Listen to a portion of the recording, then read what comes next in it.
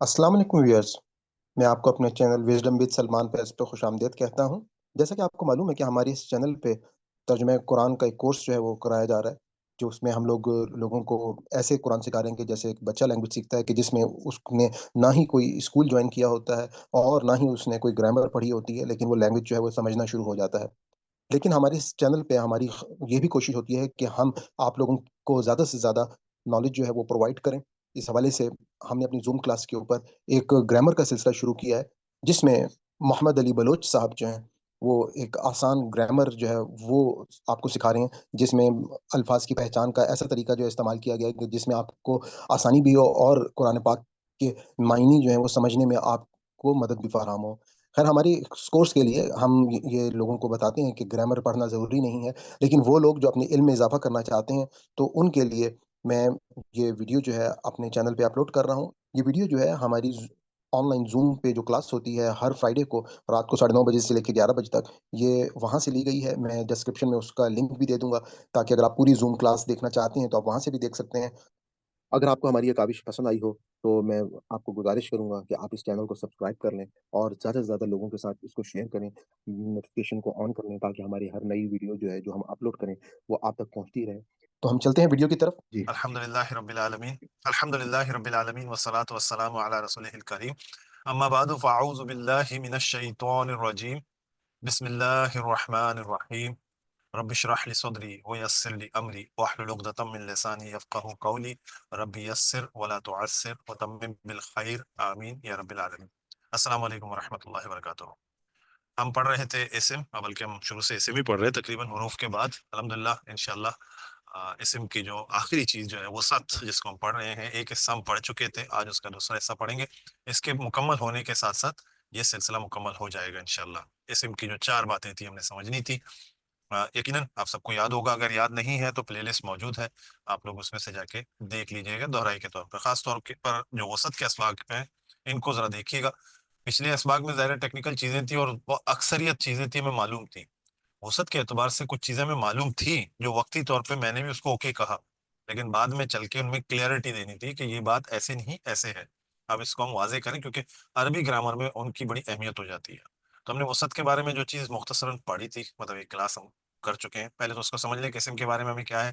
اعراب کو سمجھا تھا ہم نے، جنس، عادت، وسط، یہ وہ 4 چیزیں تھی جن کے متعلق پڑھنا تھا۔ اعراب کو ہم نے پڑھ لیا تفصیلاً، جنس کو بھی پڑھ لیا، جنس میں کیا پڑھا تھا ہم نے؟ مونس پڑھ لیا تھا، مذکر پڑھایا، ٹھیک ہے۔ پھر عدد کو ایک تفصیل کے ساتھ ہم نے پڑھا، کیونکہ واحد تو معلوم ہی تھا سب کا، مثنیٰ کیسے بناتے ہیں، جمع کیسے بناتے ہیں، مزید جمع کی 2 اقسام تھیں، جمع سالم یعنی کہ عام طور پہ کچھ نہ کچھ لگا کے جمع بناتے، پھر ایک تھا جمع مکسر جس کو توڑ کر اس کے کچھ اوزان تھے، وہ اوزان یقیناً یاد کرنے والی چیزیں، تو ان اسباق کو آپ لوگ دہراتے رہیں گے، یاد رہیں گے۔ وسط ہم نے شروع کر لیا تھا پچھلے سبق میں، تو وسط کے بارے میں ہمیں پتہ ہے کہ نکرہ اور معرفہ 2 حصے ہوتے ہیں، مطلب نکرہ ہوگا یا معرفہ ہوگا وسط کے اعتبار سے، اسے جس کو ہم انگلش میں کیپیسٹی کہتے ہیں۔ ہم نے یہ پڑھ لیا تھا کہ وسط نکرہ ہے، معرفہ ہے جس کو انڈیفینیٹ اور ڈیفینیٹ ناؤنس کہتے ہیں، ٹھیک ہے۔ عربی زبان میں ہر اسم نکرہ سمجھیں گے جب تک کہ ہم اسے معرفہ ثابت نہ کر دیں۔ وہی بات ہوگی، نکرہ پڑھنے کی ضرورت نہیں ہے، صرف ہم نے معرفہ کی اقسام سمجھ لینی ہے، باقی نکرہ تو پڑھایا ہے۔ تو معرفہ کی اقسام میں بہت تیزی کے ساتھ ہم نے 4 چیزیں پڑھ لی تھی۔ ایک اس میں علم ہوتا ہے، عام طور پر جیسے ہم کہتے ہیں نا کامن ناؤن، پراپر ناؤن، نکرہ اور معرفہ کے لیے، تو اس کی ہم نے کریکشن کر لی تھی۔ در حقیقت یہ انڈیفینٹ اور ڈیفینیٹ ناؤن ہوتے ہیں، اس میں سے ایک حصہ ہے وسط کا، اس میں علم، جو کہ کسی چیز کی علم کہتے ہیں علامت کو، جیسے نا وہ واضح کرتا ہو، اس کے بارے میں بتاتا ہو۔ زیدن ایک نام ہے، حالانکہ آپ دیکھیں اس میں ال نہیں داخل ہوا، تنوین بھی آ رہی ہے، لیکن یہ کسی کا نام ہے زید، تو یہ پراپر ناؤن ہوتا ہے، کسی کا پراپر ناؤن، جیسے کہ ملکوں کے نام، شہروں کے نام ہوتے ہیں، یہ پراپر ناؤن کہلاتے ہیں۔ جیسے مکہ تو کی بھی مثالیں آ گئی، تو یہ پراپر ناؤن کہلاتے ہیں۔ اس میں ضمیر تفصیل سے ہم نے ایک ایک کر کے دیکھا تھا، اردو میں ہم کہتے ہیں نا وہ، تو، میں، ہم، تو اس کی انگلش ہوتی ہے ہی، شی، یو، آئی، وی۔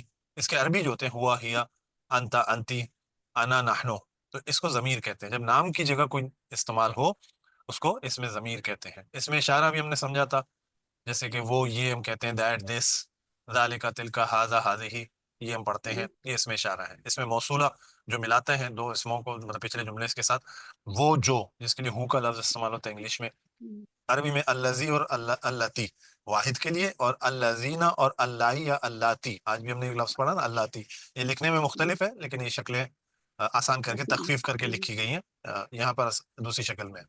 تو اللاتی جمع کے لیے آتا ہے، ٹھیک ہے، اللذینہ کی مذکر ہے، اللاتی مؤنث ہے۔ تو اچھا، اس سے آگے چار ہم نے پڑھ لیے، تو پانچواں تھوڑا سا طویل ہے، مطلب تھوڑے سے وضاحت کے ساتھ یہ چلے گا، اس لیے اس کو الگ سے رکھا ہوا ہے۔ یہ کیا ہے؟ معرف بالنام۔ اچھا، معرف عرفہ معرفہ سے نکلا ہے نا، معرفہ بالنام، لام سے جن کو معرفہ بنایا گیا۔ آسان ہے۔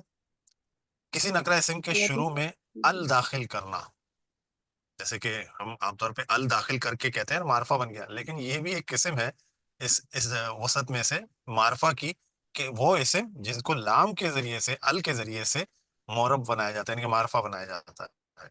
جیسے کہ قلمن ایک لفظ ہے، اس میں الف لام ہم داخل کرتے ہیں اور قلمن ساتھ لکھتے ہیں، تو ایک کام یہ ہوتا ہے کہ ال داخل ہو گیا تو یہ تنوین باقی نہیں رہتی، تو یہ ہو جائے گا القلم۔ یہ بات یاد رکھنے کی ہے کہ الف لام داخل ہوگا تو تنوین گر جائے گی، دو پیش ہے تو ایک پیش ہو جائے گا، دو زبر ہے تو ایک زبر ہو جائے گا، دو زیر ہے تو ایک زیر ہو جائے گا، ٹھیک ہے۔ تو اس کی شکل کیا بنتی ہے؟ القلم۔ اب کیا ہو گیا؟ یہ معرفہ کی ال والی قسم میں آ گیا، جسے ہم کہتے ہیں کہ معرب بالنام ہو گیا۔ اب میں وہ گرامیٹیکل الفاظ کو لے کے چل رہا ہوں، یقیناً پہچان رہے ہوں گے کہ میں کس چیز کی بات کر رہا ہوں۔ جیسے قلم ان سے القلم ہو گیا، اور مثال دیکھ لیتے ہیں، کتاب ان سے الکتاب، الکتابو۔ یہ یاد رکھنا ہے، کتابن نکرہ میں دو پیش کے ساتھ آیا ہے، جب اس میں ال داخل کریں گے تو یہ دو پیش ایک ہو جائے گا، یعنی کہ تنوین ختم ہو جاتی ہے۔ تنوین کے معنی ہوتے ہیں نون کا اضافہ کرنا، نون ساکن کا اضافہ کرنا در حقیقت، تو یہ نون ساکن کی آواز ختم ہو جائے گی۔ کیسے؟ کتابن نون ساکن کی آواز ہے، الکتابو نون ساکن کی آواز ختم ہو گئی۔ علی بھائی، یہ پھر دی کے معنوں میں آتا ہے نا، اللہ اگر لگا دیں تو؟ آگے بھی آئے گا میں نے اسی لیے کہا کہ میں عربک ٹرم سے لے کے چل رہا ہوں، وہ بھی ٹھیک ہے، سوری۔ ایکسپلینیشن آئی۔ بہت ساری چیزیں ایسی ہیں جو ہمارے ذہنوں میں پہلے سے ہیں، پچھلی کلاس میں میں نے یہ بات رکھی تھی کہ اب ان کو کلیئر کرتے چلے جائیں، کیونکہ اب ہم عربی میں آ رہے ہیں، اردو سے عربی میں سوئچ کرتے جا رہے ہیں۔ اچھا، بیتن البیتو، ابھی ساؤنڈ پکڑنا ہے، بیتن البیتو، نون ساکن کی آواز ختم کرنا ال کے ساتھ۔ جنتن الجنتو، بنتن البنتو، البنتو۔ اب آپ اس میں دیکھیں کہ مذکر بھی ہے، مؤنث بھی ہے، مؤنث ہے نہیں جنت لفظ، یہ بنت بھی مؤنث ہی ہے، تو یہ مؤنث بھی ہے مذکر بھی ہے، لیکن قاعدہ ایک ہی چل رہا ہے کہ تنوین آ گئی تو تنوین کو سنگل کر دیا ال داخل ہونے کے بعد۔ اب چلتے ہیں تثنیہ کے لیے۔ تثنیہ جانتے کیا ہوتا ہے؟ مثنیٰ مثنیٰ، دو کے لیے استعمال ہوتا ہے۔ اب دو کے لیے کیا قاعدہ ہے؟ اس میں تو تنوین تھا، نون ساکن کو ختم کیا، قلمانی القلمانی، کوئی فرق نہیں آیا، سمپل ال داخل ہوا اس میں، ٹھیک ہے۔ اب جتنے بھی تثنیہ کے الفاظ آنی کے ساتھ آ رہے ہیں، اب ظاہر ان کے آگے بھی شکلیں بنتی ہے نا، دوسری شکل کیا ہوتی ہے؟ آنی عینی القلمینی، قلمینی ہوگا تو القلمینی ہو جائے گا، کوئی فرق نہیں آئے گا تثنیہ میں۔ کتابانی الکتابانی، الکتابین، بیتانی البیتانی، جنتانی الجنتان، الجنتانی۔ اب انہی کے جو ہے یہ تثنیہ ہے، اس کو اگر تثنیہ میں لے جائیں گے تو آخر میں کوئی فرق نہیں دے رہا، سمپل ال داخل ہو رہا ہے، ٹھیک ہے۔ اسی طرح بنتانی البنتانی۔ البتان، اب یہ تو تھے تثنیہ۔ اب جمع میں ظاہر ہے دو قسم کے جمع ہم نے پڑھے تھے، تو ایک جمع تھا مکسر، اب چونکہ اس میں علم کے طور پہ آتا ہوتا ہے، تو اس میں جو ہے اقلام، یہ کس کی جمع ہے؟ قلم کی، قلم کی۔ اقلام جب آ جائے اقلامن، تنوین آ گئی، اب کیا ہوگا؟ جی، الاقلام، الاقلام، نون ساکن کی آواز گر گئی، یعنی کہ تنوین گر گئی، الاقلام۔ اسی طرح کتبن الکتب، الکتاب، الکتب، کتب، بیوتن البیوت، البیوت، البیوت، جناتن الجنات، الجنات، جناتن کس کی جمع ہے؟ جنت، جنت، جنت کی جمع ہے۔ اگر یہ جناتن ہوتا الجنات، جن، تو یہاں پہ جنات، اب تھوڑا سا ایک اور چیز سمجھ لیتے ہیں۔ جیم نون نون جو روٹ ورڈ مادہ آتا ہے، اس کے معنی ہوتے ہیں کہ کوئی چیز ڈھک جائے، چھپ جائے، اس باغ کو جنت کہتے ہیں جس میں زمین تک نظر نہ آئے، اتنا گھنا باغ ہو، اس کو کہتے ہیں جنت. صحیح ہے. اسی طرح جن جو ہے نظر نہ آنے والی مخلوق ہے جو انس کے خلاف ہے. انس ظاہر ہو نا، جن چھپا ہوا مخلوقات میں 2 یہ مخلوقات ہے. اسی طرح جنین کہتے ہیں مطلب دائرہ ماں کے پیٹ میں جو بچہ، اس کے حوالے سے کہتے ہیں جنین، وہ بھی کیا ہے، چھپا ہوا ہے. یہ لفظ جو ہے جیم نون نون جو ہے بہت سے معنوں میں آتا ہے، تو اس کے مختلف معنی بنتے ہیں، لیکن بنیادی معنی کیا ہے، چھپا ہوا. اچھا، جنات، الجنات. جنات. اب وہ جمع مکسر کا قاعدہ ہو یا اس طرح کے منصرف اسما کا، منصرف اسما تو معلوم ہے نا، منصرف اسما کی خاص علامت کیا تھی؟ تنوین. تنوین داخل ہو جائے اس میں. یہ ہو ہی نہیں سکتا کہ منصرف اسما ہو اور اس میں تنوین نہ ہو، یہ سارے پچھلے اسباق ہیں. تو یہ جناتن، چونکہ تنوین داخل ہو گئی اس میں، تو الجناتو، یہ اب جمع مکسر میں بھی ہم دیکھ رہے ہیں کہ منصرف موجود ہیں، تو قاعدہ وہی ہے. آگے چلتے ہیں. جمع مکسر تو ہو گیا، اب جمع سالم. جمع سالم کے لیے ہم نے کیا کیا تھا؟ کچھ اضافہ کیا تھا، جیسے مسلموں سے مسلمون سے مسلمون، آخر میں تنوین گرا کے پیش لگاتے ہیں، مسلمون سے مسلموں ہو جاتا ہے، پھر واو نون زبر کا اضافہ کر دیتے ہیں تو مسلمون. تو اس میں چونکہ تنوین نہیں ہے، اونا پہ ختم ہے، جیسے کہ آنے پہ ختم تھا، تو مسلمون سے المسلمون، کافرون سے الکافرون. الکافرون، مشرکون سے المشرکون. المشرکون، منافقون سے المنافقون. المنافقون. آگے چلتے ہیں، اس کو ذرا سا دوہرا لیتے ہیں. جیسے کہ میں نے منصرف کے بارے میں کہا، یہ غیر منصرف ہے. ایک قاعدہ ہے جو ہم نے کہا تھا یہاں پر، غیر منصرف اسما کون سے ہیں ویسے پتہ ہے آپ کو؟ جو 3 حالتوں میں 2 شکلیں اختیار ہیں. غیر منصرف اس میں 2 شکلیں ہوتی ہیں اس میں. جی، اور ہم نے کہا تھا اس کی وجہ یہ بتائی تھی کہ حالت جر میں یہ زیر قبول نہیں کرتا، لیکن 2 استثناء ہیں جو آگے پڑھیں گے. ٹھیک ہے، اور 2 استثناء کون سے ہیں؟ تفصیل تو بہرحال آپ کو ریکارڈنگ میں مل جائیں گے، وہ پڑھ لیجئے گا. 2 استثناء میں سے آج ہم ایک سمجھنے جا رہے ہیں. ٹھیک ہے، جیسے کہ اکبرو، یہ پچھلی سلائیڈ میں بھی دیکھیں گے نا، اکبرو ایک لفظ تھا، اکبرو، اکبرا، اکبرا. حالت جر میں زیر نہیں ہے، زبر ہی ہے آخر میں. تو اکبرو سے کیا بنے گا؟ الاکبرو، الاکبرا. اگر اس قاعدے کو ذہن میں رکھیں گے تو کیا بنے گا؟ الاکبرا. لیکن میں نے کہا کہ جب کسی غیر منصرف اسما پر ال داخل ہو کرتے ہیں تو وہ حالت جر میں زیر قبول کر لیتا ہے، تو یہ الاکبرا نہیں ہوگا، الاکبری. تو وہ قاعدہ جو ہم نے کہا تھا استثناء ہے، پہلا استثناء آپ کے سامنے آ گیا. اکبرو سے الاکبرو، الاکبرا، الاکبری. ٹھیک ہے، ال کے ساتھ بولیں گے تو زیر آئے گا، ال کے بغیر بولیں گے تو زیر نہیں آئے گا. بات کلیئر ہے؟ اسی طرح ایک اور مثال ہے، مساجدو، یہ بھی غیر منصرف ہے. المساجدو، المساجدہ، المساجد. ایک دفعہ غالباً اس کلاس میں کسی اور کلاس میں ایک سوال آیا تھا کہ مساجدہ آیا ہے، مساجدی کیوں نہیں آیا ہے؟ نہیں، المساجدی کیوں آیا ہے، مساجدہ کیوں نہیں آیا؟ کہ حالت جر میں زیر قبول نہیں کرتا. تو یہی وہ وجہ تھی کہ ال داخل ہو جاتا ہے تو زیر قبول ہو جاتا ہے. اچھا، فقراء، یہ بھی غیر منصرف اسما سے ہیں، الفقراء، الفقراء، الفقرائی. اسی طرح یہ مذکر ہے نا اکبرو، اس کی مؤنث کیا ہوگی؟ کبرا. اکبر کا معنی کیا ہوتا ہے؟ سب سے بڑا. اصغر کا کیا معنی ہوتا ہے؟ سب سے چھوٹا. اب اگر چھوٹا کہہ رہے ہیں، بڑا کہہ رہے ہیں تو مذکر میں کہہ رہے ہیں. اب میں کہوں گا سب سے بڑی، تو میں کیا کہوں گا؟ کبرا. سب سے چھوٹی صغرا. سب سے اچھی حسن کہتے ہیں، احسن کہتے ہیں، سب سے احسن کہتے ہیں سب سے اچھا. احسنو، سب سے اچھا، تو کیا ہوگا مؤنث میں؟ حسنہ. تو کبرا کا کیا ہوگا؟ کبرا سے کیا بنے گا؟ اب یہ کون سے اسما ہے؟